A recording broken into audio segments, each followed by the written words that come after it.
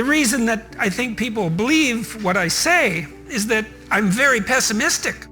Most times when you listen to someone who's a motivational speaker, let's say, it fills you with a temporary optimism, but you go home and the wiser part of you knows that mostly it's the painting over of rotten wood with a fresh coat of paint. And I tell my audiences very clearly that their life is going to be difficult, and sometimes difficult beyond both imagining and tolerance, and that is definitely in your future, if it isn't in your present, and for many people it's in their present, and that can be unbearable, that enough to turn you against life itself, to corrupt you, to drive you to nihilism, to drive you to suicide, and worse, to drive you to thoughts of vengefulness, of infinite scope, to not only be turned against yourself and your fellow men, but to be turned against being itself because of its intrinsically brutal, in some sense, nature. And that it's worse than that, actually, because it's not only that we suffer, and that will necessarily occur, but that we all make our suffering worse because of our ignorance and our malevolence. And everyone knows that to be true.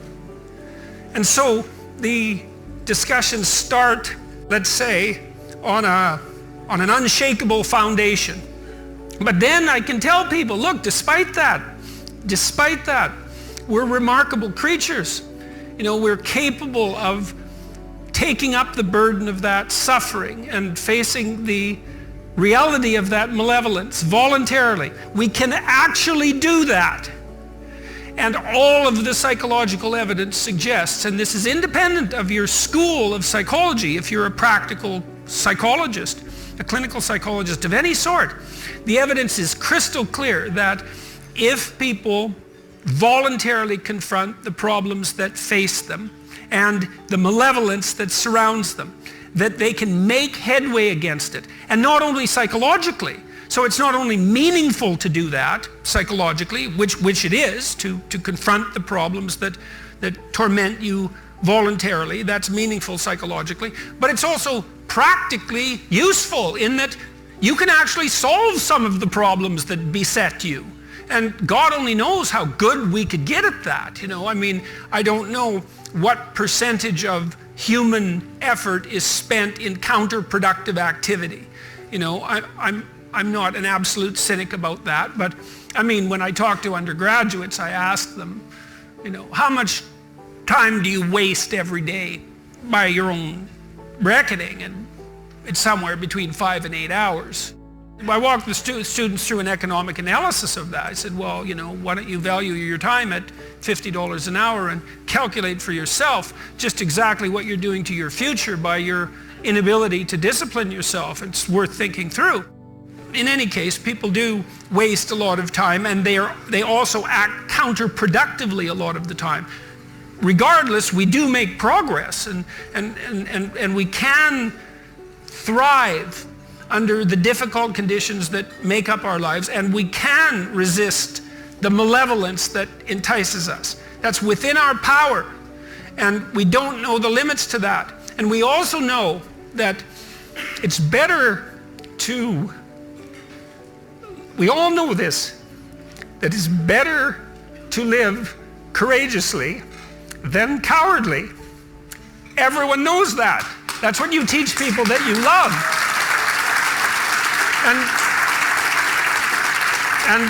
And we know that it's better to live truthfully than in deceit. And you can tell that too, because that's also what you tell people that you love. And we know that you should pick up your damn responsibility and move forward. Everyone knows that. It's part of our intrinsic moral nature. And that nature is there. And it's not difficult to communicate to people about this. Like, everyone knows that you wake up at 3 a.m. when you've let your life go off the rails, and that you berate yourself for your uselessness and your cruelty and your failure to take the opportunities that are in front of you. And if you were the master in your own house, in some sense, the captain of your own destiny, if there was no intrinsic nature, well, that would never happen. You'd just let yourself off the hook. There'd be no voice of conscience tormenting you. But no one escapes from that. And what that indicates to me is that, at least psychologically, we live in a universe that's characterized by a moral dimension, and we understand that well, and that moral failings have consequences, and that they're not trivial. They destroy you. They destroy your family. They destroy your community. And you can tell people that, and they listen because they know. They don't know they know. That's the thing, and maybe that's the thing about being an intellectual. You have the opportunity to articulate ideas that other people know, they embody, but they can't articulate. And that's what people tell me. They say, well, you help me give words to things that I always knew to be true but couldn't say. Or they say, I've been trying to put some of your precepts into practice. Responsibility being a main one, vision another, honesty, I suppose, bringing up the pack and saying, and this is the fun part of doing all of this. Fun is a weak word. That it's the remarkable part of doing all this. I mean, I have people tell me constantly wherever I go, it's so delightful that, they were in a pretty dark place, and they tell me why. And there's plenty of dark places in the world, and they decided, well, maybe they were going to develop a bit of a vision and take a bit more responsibility and start telling the truth and putting some effort into something. And they come up and they say, well, you can't believe how much better things are. It's like, I got 3 promotions. I had one guy tell me, this was a lovely story, 15 seconds. He came up after a talk. He said, 2 years ago, I got out of jail. I was homeless. He said, I own my own house. I have a 6-figure income. I got married and I have a daughter. Thank you. And that was the whole conversation. It's like he decided he was going to put his life together. And and so you can look at that pessimism that constitutes, let's say, the core of what, well, I think it's the core religious message really, is the tragic nature of the world, the reality of suffering. It's part of the core religious message. But what emerges out of that, properly conceptualized, is a remarkable appreciation for what human beings are capable of. Like, we are unbelievably resilient and able creatures, and we do not have any conception of our upper limits. I would say for the last 45 years, we've told, psychologists have been certainly to blame for this, at least in part, you're okay the way you are. That's what we tell young people. Oh, you're okay the way you are. It's like, and there's nothing worse than you can tell someone who's young than that, especially if they're miserable. Oh, I'm miserable and aimless, and sometimes I'm suicidal and I'm nihilistic and I don't have any direction in your life. In my life. It's like, well, you're okay the way you are. They don't want to hear that. They want to hear, look, and you know this, you're useless. You haven't got started. You've got 60 years to put yourself together, and God only knows what you could become. And that message is so much more, it's so funny because it's such an attack, but it's so positive.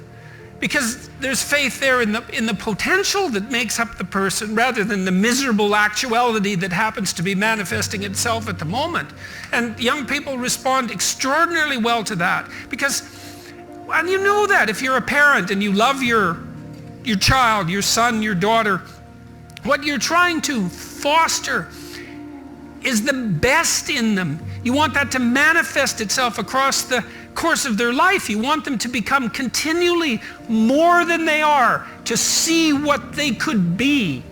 And I think that's part of the great message of the West, is that's the ethical requirement of individual being in the proper sense, is to constantly note that you're not what you could be. to take responsibility for that and to commit yourself, like body and soul, to the attainment of that ideal.